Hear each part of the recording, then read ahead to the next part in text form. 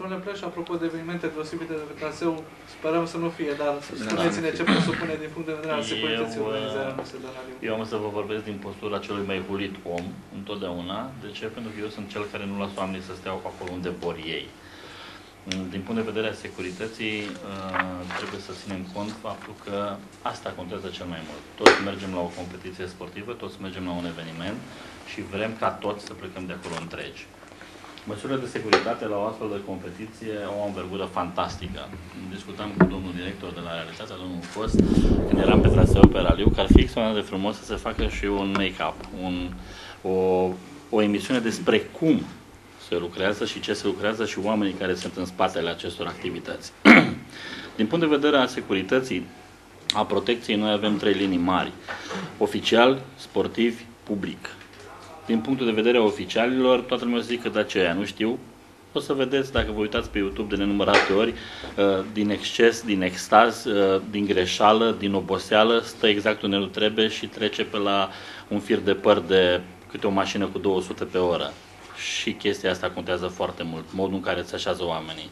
Din punct de vedere a securității sportivilor, tot ceea ce facem în primul și în primul rând este pe ei, pentru ei. Noi muncim pentru ei, ei muncesc pentru dumneavoastră, pentru public.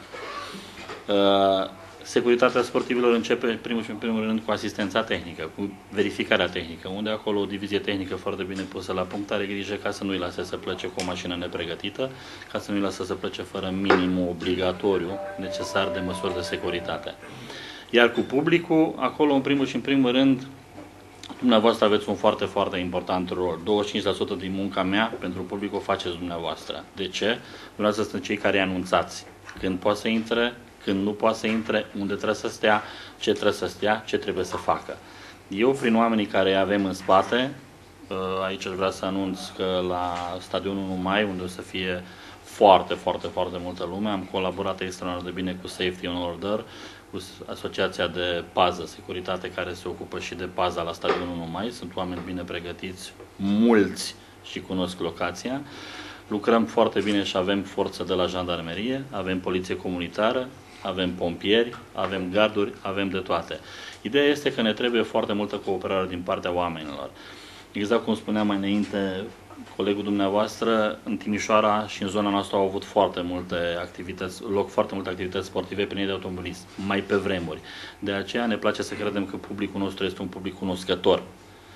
Aia înseamnă că știe unde să stea, înseamnă că știe să respecte un om de ordine, un oficial, și sperăm să nu ne creeze probleme. O să fie foarte multă lume. Pe stadionul 1 Mai am aranjat în așa fel proba încât publicul să aibă loc să urce pe esplanada exterioară a stadionului, mai ales pe iarbă.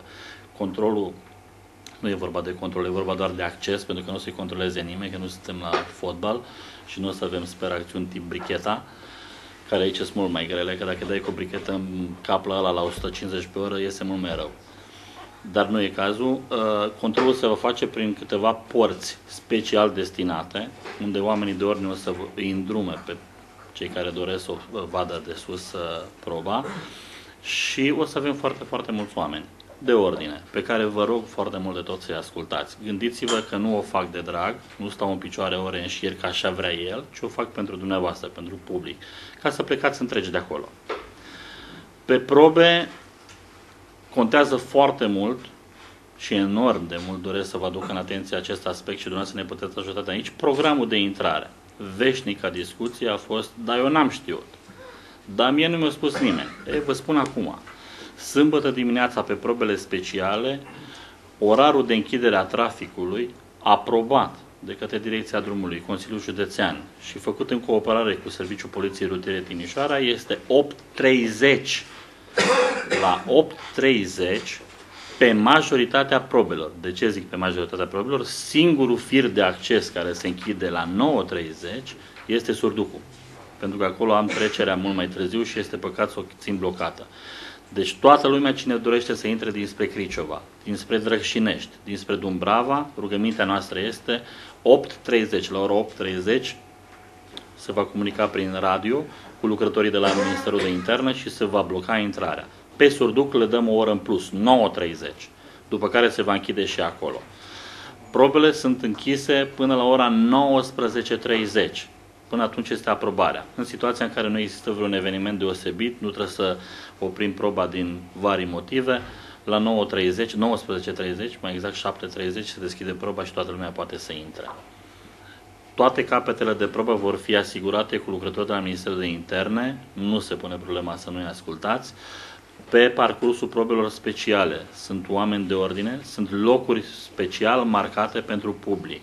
Credeți-mă, sunt locuri pe care noi le-am luat în considerare ca fiind foarte bune pentru a vedea. Nu le-am pus acolo numai așa că am vrut eu, ci pentru că dumneavoastră puteți în deplină siguranță să observați o suită de viraje, o săritoare unde puteți vedea ceva spectaculos și așa mai departe.